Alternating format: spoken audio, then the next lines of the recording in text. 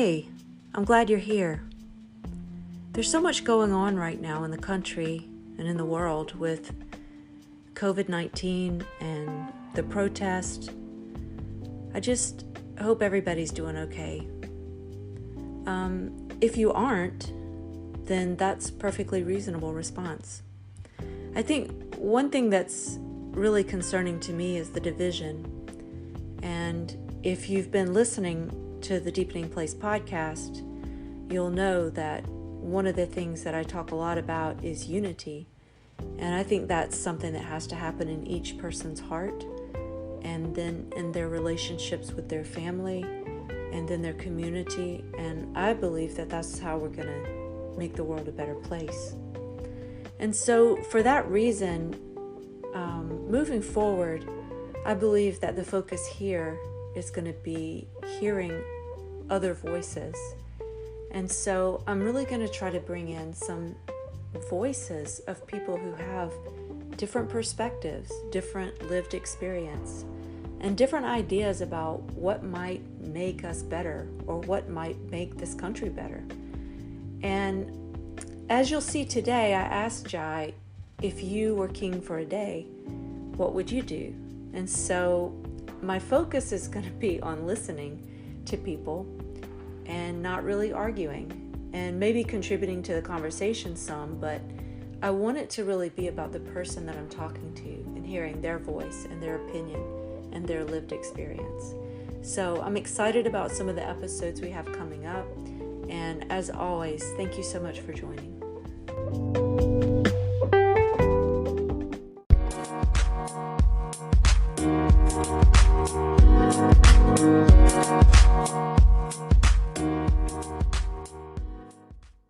Hello, welcome to the Deepening Place. Hello, Jai.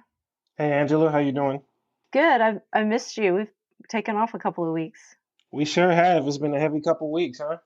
Yeah, I think we kind of needed to regroup, maybe. Definitely needed some quiet time myself. Yeah. How are you feeling now? Not re-energized. I do have more energy, but kind of like repurposed. I guess that's the best way I could put it right now. I feel like I have a lot more clarity, and something I'm saying for the first time in my life, I have a lot less humility. I've been very humble pretty much my whole lifetime, and I've kind of had enough of it. Enough of being humble. I think I've been too humble, or I've been humble at the wrong time at the wrong place sometimes. The humility definitely has negative aspects sometimes, and I'm learning that my voice has a lot of value, and it has a lot of value to people that are looking to learn right now. So I really don't have time to worry about what other people think or feel, or how some things come out anymore. That's not helpful to the world right now. So me being too humble, I've learned, is not a great thing. It sounds like you're like embracing this boldness.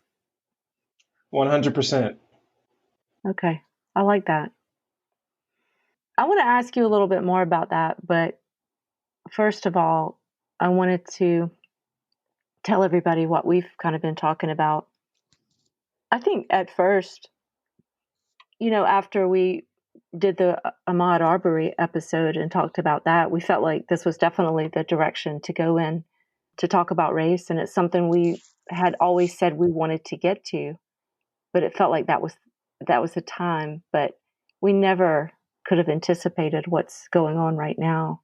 Do you want to say what we talked about, or do you want me to? We started talking about the discourse that's happening, right? We started talking about how people are talking about it and reacting to it, and how it's really triggered some people to get, we didn't use this language, but sort of like horse tunnel visioning based on what their experience is, or what they have to say. That's how I've been hearing our conversations, is kind of like the divisive talk that's happening. Like there's an awakening at one point, but then there's also sort of not. It's more like a collective awakening more than an individual awakening, and that we may be addressing some of the wrong problems, or not the root causes right now. Particularly talking about racism, a massive racial divide, which goes hand in hand with political divide right now. So we've been talking along those lines. Am I recapping that right? I think so. Just using this space to tell the truth, because what I've been feeling is it's okay to have a different idea. It's okay to have a different solution and work toward that. I mean, it's okay within my heart. I don't think it's okay to some elements right now. If you're not on the same side, then you're against. And I don't think that's necessarily true. And I think there are a lot of people that have different ideas with the intent to focus on unity and also our ideas about how to helping each other understand what the problem is, maybe speaking freely from our perspective, but also inviting other people in that can help people understand. So, can we get back to what we were talking about? Or did Yeah, you have sure. any?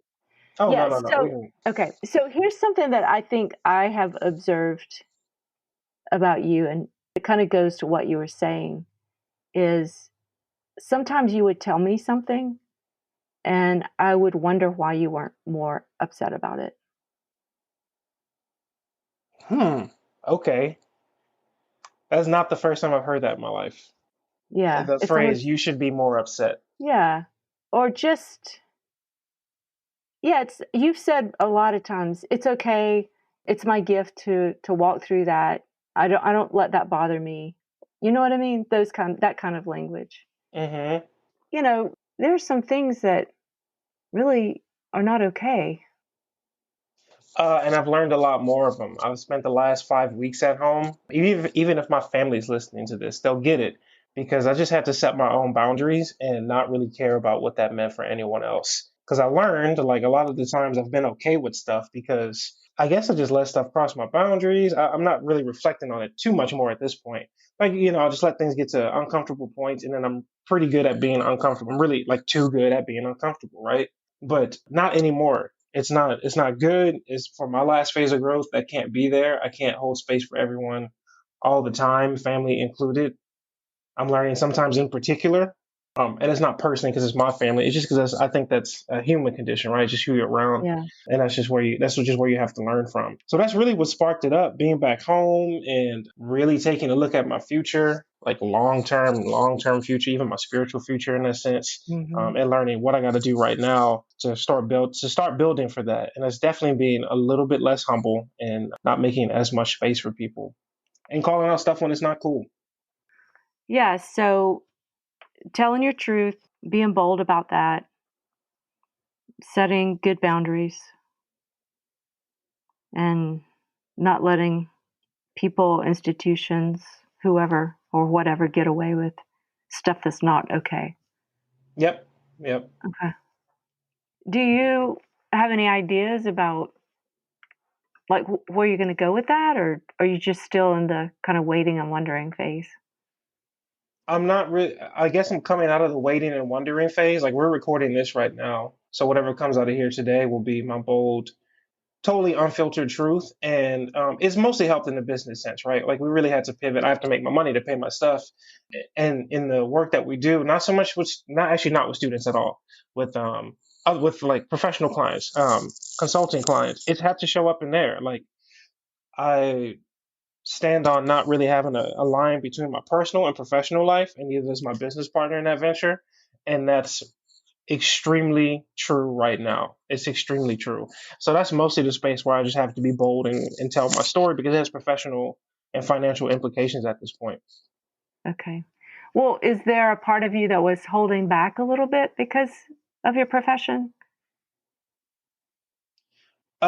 Yes and no. I actually don't think it was profession that was holding me back. It was personal. It was Okay. yeah, it was the personal side of things. So you feel like your runway's clear. uh can I honestly say, let me see. Yeah, it's pretty dang clear. Yeah, I think I've long been waiting to take off. I have to tell a whole bunch of people get out of my airspace though. Yeah, get off the airstrip. I got to go. It's time for me to go. Yeah.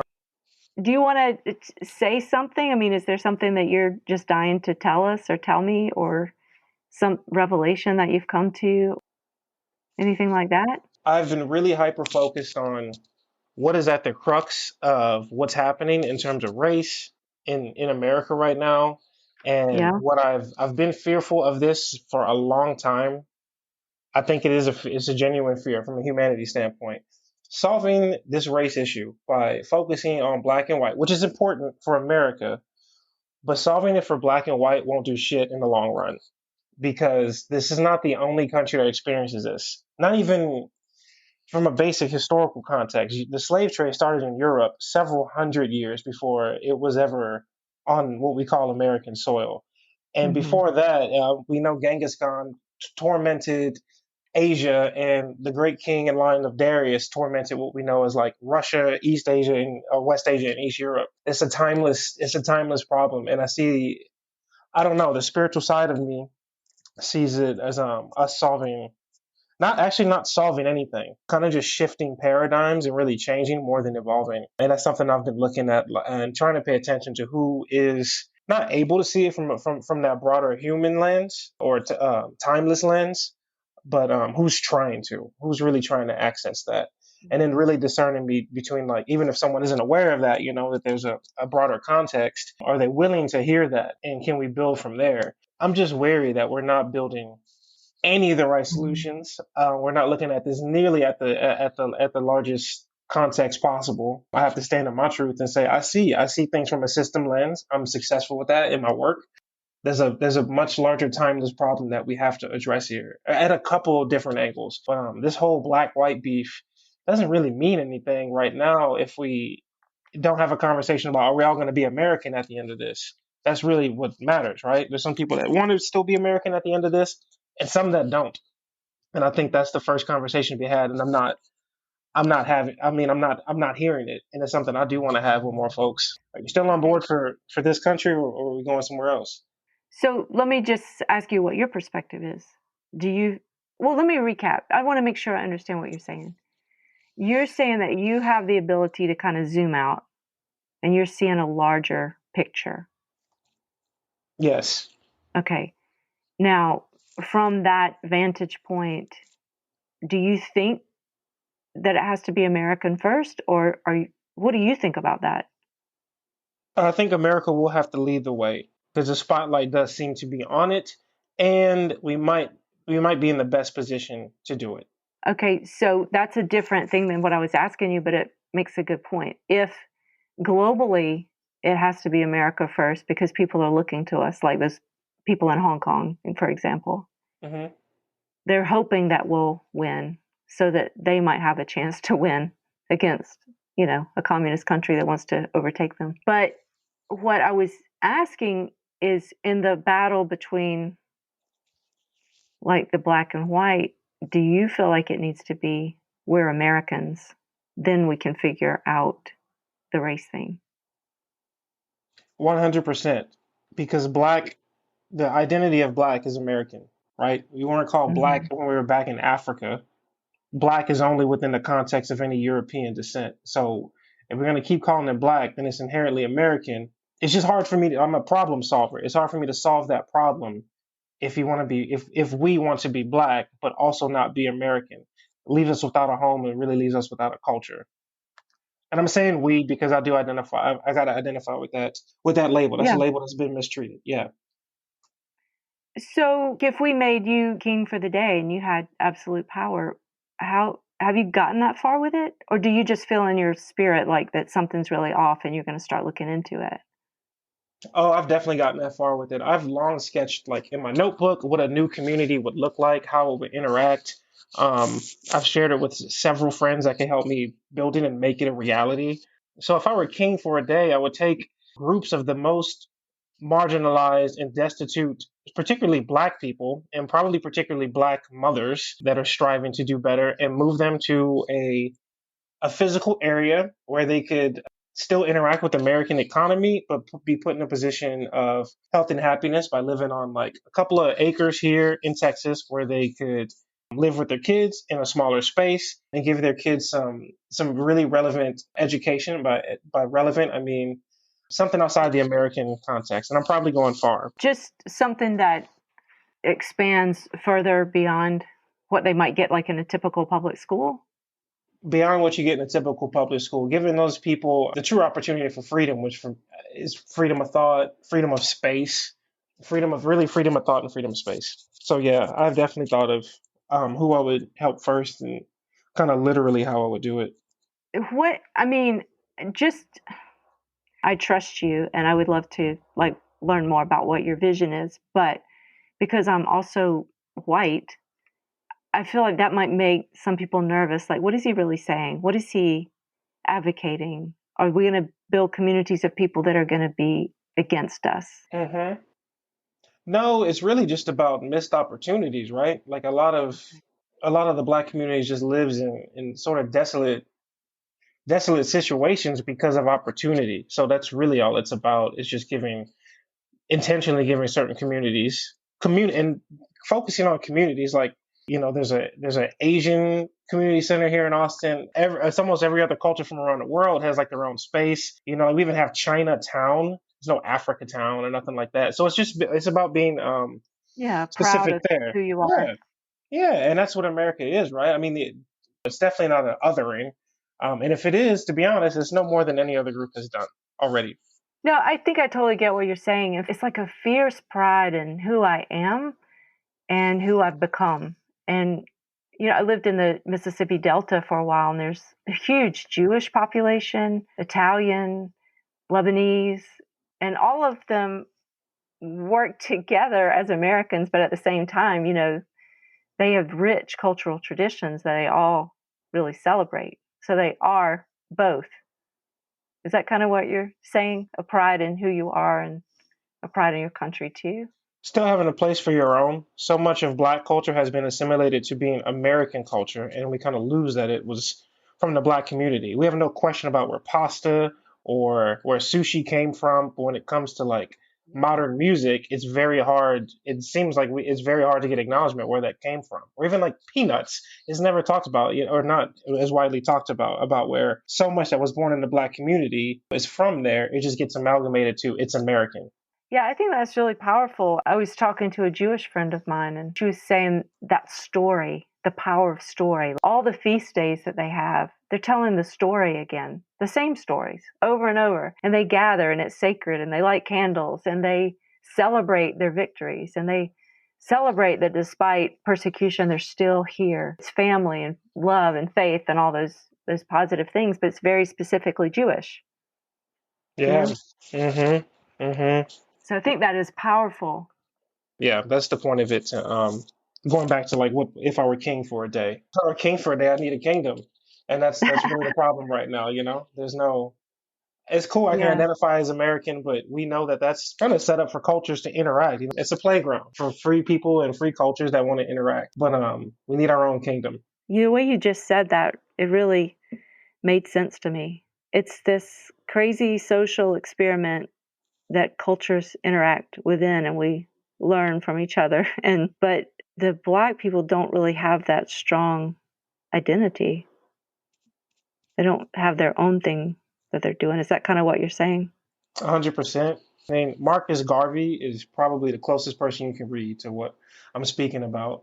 I wouldn't even say closest. He's definitely the foremost. He went as far as getting senators here to buy. If you ever heard of Liberia, it was bought by the U.S. Senate and it was given to black people in America to move back to Africa to restart a country. That's what Liberia literally is. And he tried that a while ago.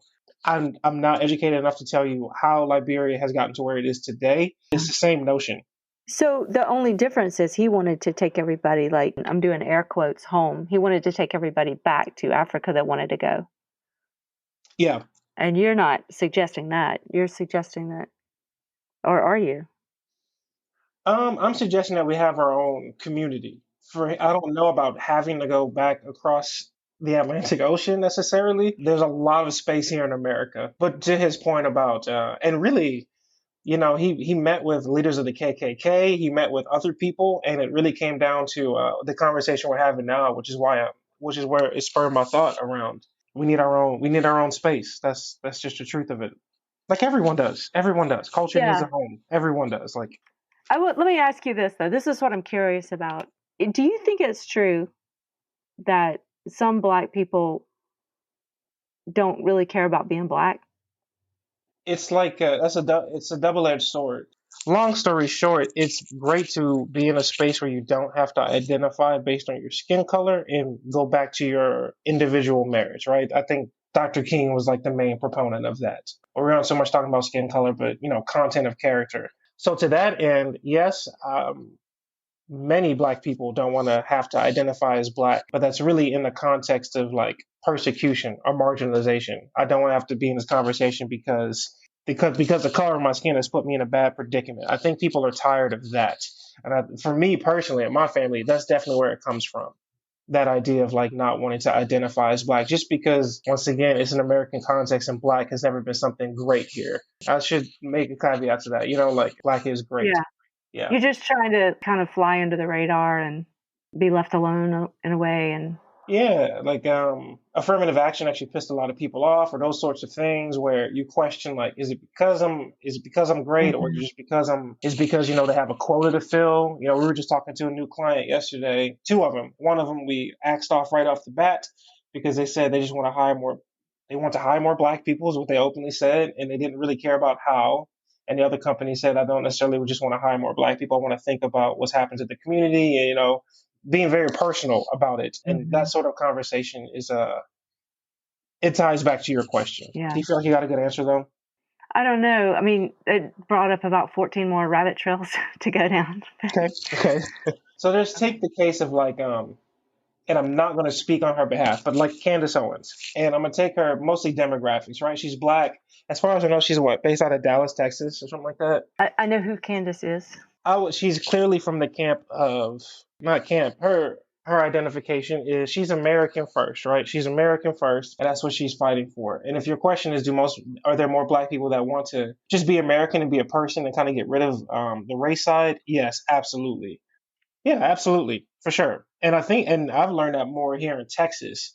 I've learned that a lot more here in Texas. That there's more black people looking to just I don't want to say assimilate or acclimate to America, but just be part of mainstream American culture for sure. Yeah. Hmm. Okay. So I guess that's what I'm saying. You've got Candace Owens would be on one side, and Black Lives Matter might be on the other side, the far extremes. Do you feel that way? No, just ask me right now. No, and I don't think I know. I don't know a lot about Candace Owens, and I really don't even know what the Black Lives Matter movement is truly up to. I know about the police eradication stuff, and I think that's from Black Lives Matter, but I really don't even know what the movement is. What they're after? What it's after right now. And I say that knowing local leaders, like I'm still not sure. It seems to be a moment of just kind of Well, venting frustrations and getting people organized. let's take that one off the table then. What about, let's just do you and Candace Owens. It's okay for some people to long for what you've described and think, wow, that sounds like an incredible idea. I would love that so much. And then other people that just want to move into their middle class suburban neighborhood and they don't want to think about it that much. They don't necessarily want to make a big deal out of being black. Is it okay for everybody to be wherever they are and get what they need and be what they want? So for me, the thing with Candace Owens is when it comes down to truth, there's some facts she's just listening to her. She just maybe isn't privy to, didn't study, isn't aware of. I do understand people's frustration with her. To bluntly answer your question, is it okay for people to kind of go where they want to go? Of course, absolutely. But Candace Owens is missing a larger part of the picture, just how institutionalized segregation and classism here, and where that has intersected with the difference between white and black. And that's what she's not. Maybe she hasn't experienced that, which is great. That's what I really take from her. It sounds like she hasn't experienced some of this marginalization, which is awesome. Like, great. But the reality is that is not the story from that. If I didn't grow up in that area in New Orleans for so long, I just about could have missed it, Because Yeah. I have black friends now that are like, oh my goodness, these white people I know are racist. And I'm like, what the hell? Where have you been? Where have you been? So from that point, my message to Candace Owens, and I think where we differ, is just like we got to think about some other folks that do have the quote unquote black story here. It's really complicated, though. It's really complicated. Yeah. It almost starts melting the argument. Yeah. I think that from what I can observe, both sides are doing what you're saying Candace does. It's not, you're sort of leaving out certain things and exaggerating certain things, like to prove your point. You exaggerate a little bit this way and you maybe underreport something that way. That's what the news media does too. That's why it can sound completely different depending on where you're tuning into.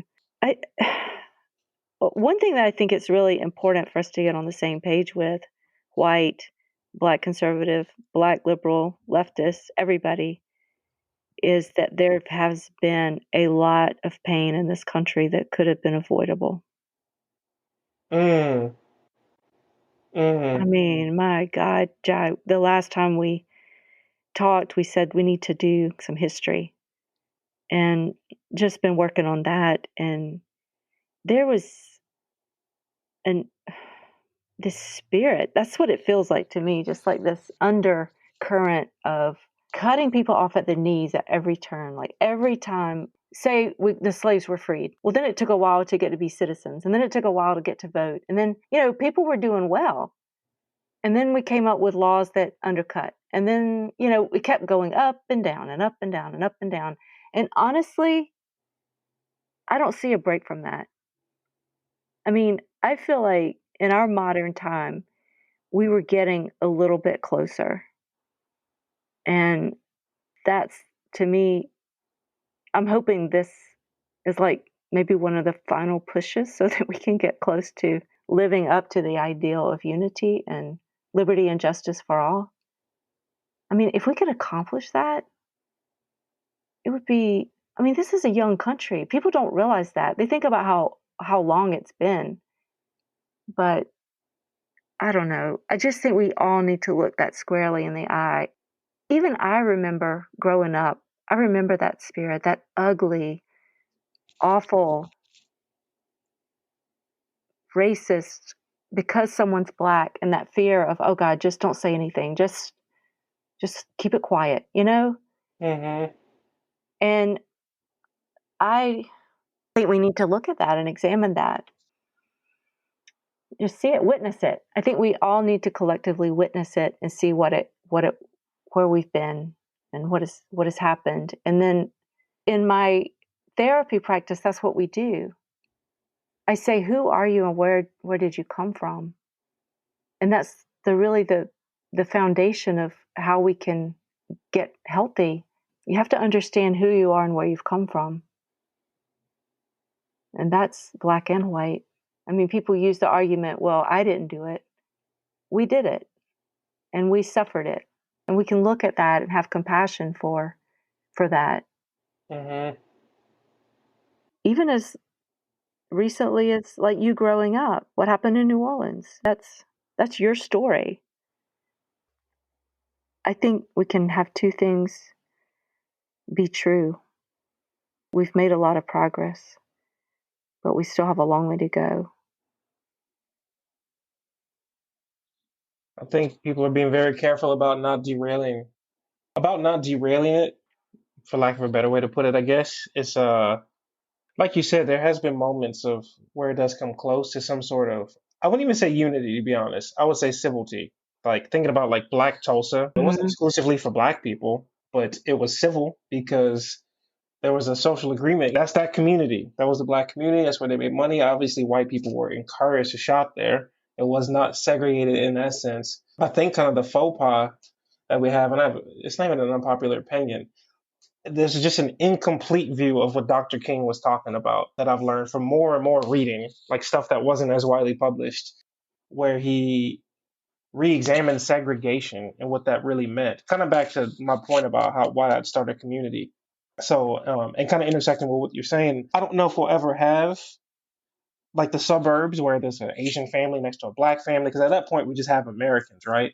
Right. Which isn't a crazy great culture right now. It's kind of just like this. It's a cesspool of stuff. The best way to put it. I think what we can build towards is unity, where people identify with how they like to live on a day-to-day basis, but we can also have this broader American context, where no matter what culture you're from, whether it's you're Indian, Sri Lankan, or Mexican, and you come here, you can agree on how your culture interacts with other cultures, and we can have some healthy norms here. I think where we're messing up, from my perspective, where we're messing up is trying to get everything to just sort of be one and the same. So we get these, almost like a Catholic boys' school, we're all dressed the same. That shit's weird looking back at it. Yeah. It's just weird. It's indoctrination. It's a weird thing to do to kids. I think this homogenization of everything in the name of like kind of peace and keeping it safe, that's actually what's damaging us most. Yeah. One of the things we talked about, being in the desert, this is how we started off and meeting in the middle so that we can have a conversation. You can come from wherever you want. And when I've thought about before the rules of the middle, one of the rules is everybody gets to be exactly who they want to be. I feel like maybe you were touching on that a little bit. Like, I don't have to blend in with you. I can be who I am and still be a part of this country. Yes. I'll give you an example. I was just in New Orleans and I walked into this gas station at, I don't know, like midnight. And me and my brother were going to get some fried chicken. All right, it's New Orleans. Hmm. And there's a man who walked in. He's obviously Muslim. He's got, whatever they wear. And he had like a live chicken with him. Are you There's obviously a serious? couple. There's a couple other people that walk in. Some people they're from New Orleans hood. They're from right up the street. They got their own look, do rag, whatever the case. There's two or three white guys that are younger in there. There are definitely some Hispanic women in the store. Everybody's chilling in line to get the same fried chicken, talking totally different, smelling totally different. It was very, very, very refreshing to see. Some people with masks on, coronavirus con. Some people with Hmm. masks, some people not with masks. Everybody cool though. The guys behind the counter are clearly like Pakistani, looking totally different. For me, that's an example of like what America is. Everyone's clearly got a totally different home environment. We can come to this place and be civil and all get fried chicken at the same time at midnight. I love that. Do you know what that reminds me of? What's that? Thy kingdom come, thy will be done on earth as it is in heaven. I mean, that's the kingdom, you know? Mhm. Everybody being themselves, living in peace. Yeah, and there's some example. There are definitely some examples of that still happening. So yeah, I just have a vision for making that bigger and more widespread here. It's hard for me to compare myself to or compare even my vision to other visions because it does quite frankly it does step on a lot of people's visions, Yeah. especially when it comes to American culture and so much stuff that's internalized here that from our Hmm. perspective is just not healthy. It's not Yeah. healthy. The whole goal to me of doing this is to let someone speak their word, and then I or you, the audience, whoever, can go, oh, I never considered that before. And to me, that's how we're going to get there. And what I learned from you today, but just that concept that there's not a strong Black culture. And like you said in the chicken line, there's so many people that have a really strong, grounded culture they're going home to. And for Black people that desire that, that might be a beautiful healing thing, a base from which to grow. And I've never really seen that before. Yeah, if I could advocate for one thing, and it's just that the black cultural identity stops being the second class citizen in America. But that is entirely too synonymous. They're too synonymous right now, and that's really what we got to heal. And I think that could be a whole episode, you know? Yeah. Okay. All right. Well, as always, I really appreciate you being bold. I look forward to to hearing what you have to say. Yeah. Thank you for holding the space. All right. Talk to you next time. All right. Talk to you later.